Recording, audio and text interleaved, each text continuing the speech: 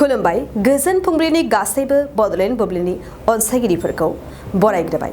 दिनै 28 जुलाइ शुक्रबारनि फानजामुथिखौ फरायथिनो लादों आं गेवलां हाज'हारिया।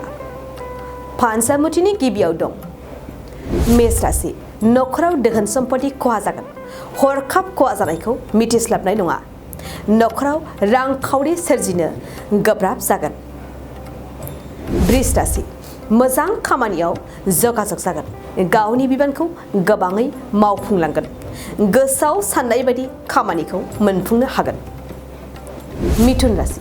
नोंथांनि थाखाय गोथार सान जागोन। दिनै गोसो खुसि थानो हागोन। उदां गोसोजों गुबुन सुबुंफोरखौ सिबिनो सानगोन। कर्कट राशि। गोसोआव गिनाय फैगोन। हरखाब माबा मोनसे दाय मावनानै गोसोआव गिनाय जागोन। उसुखुथु गोसोजों जेरावबो थाथेरनो हानाय नङा। सिंह राशि। देहानि फारसे मोजां जानाय नङा। हरखाब मेगन गाज्रि जानो हागौ। देहानि जेंनाफोरखौ लानानै हारसिङैनो दुखु जागोन।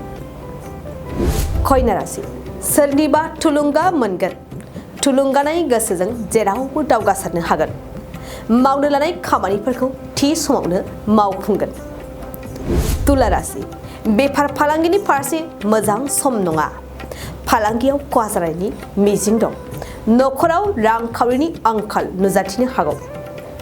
वृश्चिक राशि। गुलाय गुजाय जेंनानिफ्राय नखरा सान्थि जागोन। गोजोन सान्थिजों नखराव गोरोबलायफिननो हागोन। उदां गोसोजों सोलिनो हागोन। धनु राशि। नखरनि माबा बेसेन गोसा मुवा बेसादा खहा जागोन। दोहोन सम्पति खहा जानायाव गोबां उन दाहा खालामनांगोन। मकर राशि। नोंथांनि थाखाय मोजां सान।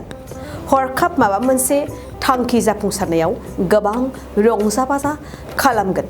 जेरावबो जै जागोन। कुम्भ राशि। नखरनि थाखाय रांखावरि बुथुमनायाव मोजां खस्थ' खालामनाय फिथाइखौ मोनफुंनो हागोन। दोहोन सम्पति सोरजिनायाव गोब्राब जानाय नङा। मीन राशि। सुथुरनि फारसे सांग्रां जा। नोंथांनि हेंथायै सोरबा सुबुंनि गाज्रि नोजोर थानो हागौ। सुथुरा नोंनि खामानिखौ हेंथा होगोन। दिनै सानसेनि राशि फरायथिनायाबो एसेनोसै। आसा खालामो नोंथांनि दिनैनि साना मोजाङै मोजां थांगोन। बेखौ बड'लेण्ड बुब्लि नखरनिफ्राय मिजिंथिबाय। गोजोन्थों।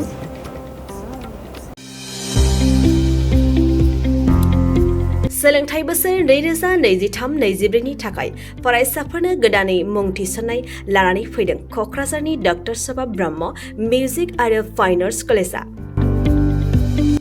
क'क्राझार सहरजों नांजाबनाय हाब्रुबारियाव थानाय बिटिआरनि गंसेल' डक्टर सभा ब्रह्म मिउजिक आरो फाइन आर्टस सरकारि कलेजआव दायो फरायसाफोरनि गोदानै मुं थिसननाया अनलाइननि गेजेरजों सोलिगासिनो। फरायसाफोरा क'क्राझार मिउजिक एन्ड फाइन आर्टस.in वेबसाइटआव थांनानै मुंखौ थिसननो हागोन। 12 थाखो उथ्रिसारनाय फरायसाफोरा bachelor of fine arts, bachelor of music आयदानि थाखाय मुं थिसननो हागोन। बे सरकारि कलेजआव मोजां सोलोंथाइजों लोगोसेयैनो हौवासा हिन्जावसाफोरनि थाखाय आलादा आलादायै हस्टेलनि खाबुबो दं। गोसो गोनां फरायसाफोरा क'क्राझारनि डक्टर सभा ब्रह्म मिउजिक आरो फाइन आर्टस सरकारि कलेजआव गोदानै मुं थिसन्नोब्ला नैबे मबाइल नम्बर 9085292451 आरो 9365491257 आव थोंजों सुलाद लानो हागोन।